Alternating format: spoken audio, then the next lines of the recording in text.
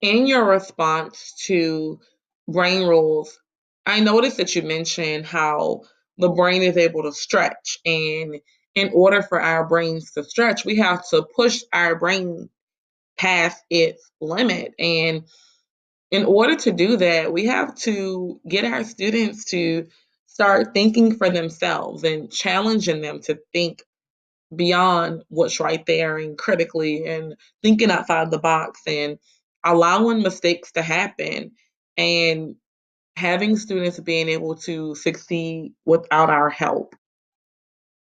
I think that's so very important as we think about becoming culturally responsive educators. It's all about purposely creating opportunities and challenges where our students are forced if, to take a risk, to get outside of their comfort zone.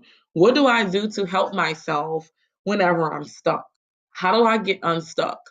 How can I refer to my notes, my anchor charts? Can I phone a friend? Could I do something to help myself instead of just sitting there? The overall goal is to have our dependent learners, our learners who depend on us to feed them every little bit of information, to think for themselves, to work independently without needing as much help or our help at all. We need to work as educators to create opportunities for our students where there's an opportunity that they may fail. What happens when you fail? Do you get back up and try again and say, okay, that didn't work out. I haven't arrived at my answer yet. I haven't solved it yet. But what can I do to get to the finish line? How can I help myself? Where will I go? A lot of our students shut down whenever they're faced with a challenge and they don't know how to take a risk. They just say, I don't know how to do it. But what can we put in place? Could we create a drop down menu that you paste on the corner of your desk to help yourself get unstuck? When I'm stuck, I can